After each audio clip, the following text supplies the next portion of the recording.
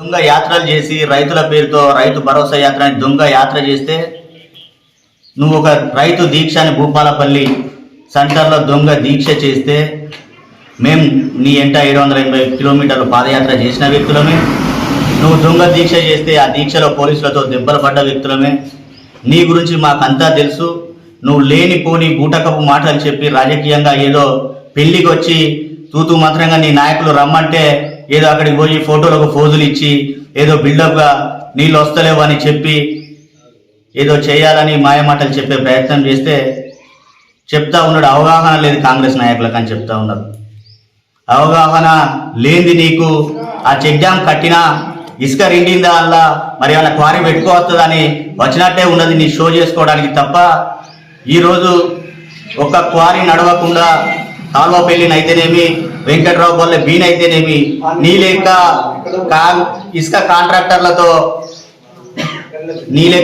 కాంట్రాక్టర్లతో ఈరోజు మా నాయకుడు ఎన్నిసార్లు వాళ్ళు చర్చలకు వచ్చినా మాట్లాడడానికి వచ్చినా కూడా నా ప్రాంతం నుంచి ఇసుక క్వారీలు నడవద్దని ఒక చిత్తశుద్ధితో భూగర్భ జలాలు అడిగంటిపోతాయి, ఇసుక క్వారీలు నా ప్రాంతంలో నడవద్దని చిత్తశుద్ధి ఉన్న నేత మా నాయకుడు గండ్ర సత్తన్న గారు.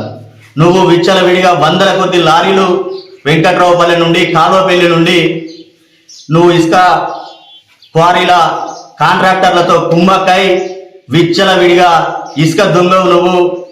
ఆ రోజు భూగర్భ జలాలు అడగంటి పోవడానికి ఈరోజు ఈ పరిస్థితి రావడానికి ముఖ్య కారణం గండ్ర వెంకటరమణారెడ్డి.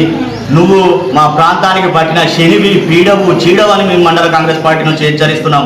బిడ్డ నువ్వు మా ఎమ్మెల్యే గారి గురించి కానీ మా ప్రభుత్వం గురించి కానీ నువ్వు అవాకులు చెవాకులు పేలినట్టయితే నీ ఎంబడి 10 ఏళ్ళు తిరిగిన వాళ్ళమే.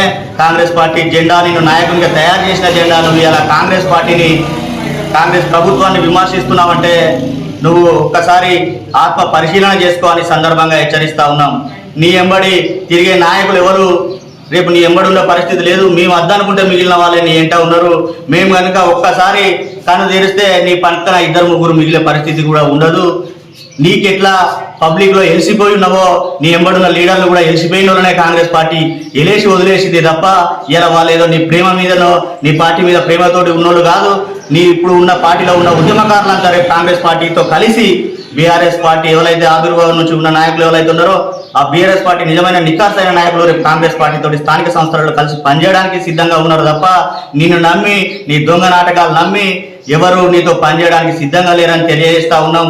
నీ భార్య జ్యోతమ్మ ఏమో కేసీఆర్ దొంగ మాటలు చెప్తారు లంగ మాటలు చెప్తారని మీటింగ్లలో చెప్పుకుంటా తిరుగుతూ ఉన్నది. నువ్వేమో కేసీఆర్ గొప్పోడు, కేసీఆర్ అంత గొప్ప నాయకుడు లేడని నువ్వు చెప్పుకుంటా తిరుగుతూ ఉన్నావు. మేము బీఆర్ఎస్ నాయకులే మిమ్మల్ని ఎవరు నమ్మే పరిస్థితిలో లేదు. ఇంకా రైతులు ప్రజలు ఎక్కడ నమ్ముతారు నాయన మిమ్మల్ని సందర్భంగా హెచ్చరిస్తా ఉన్నాం. ఖబర్దార్ నువ్వు నోరు అదుపులో పెట్టుకొని మాట్లాడాలి.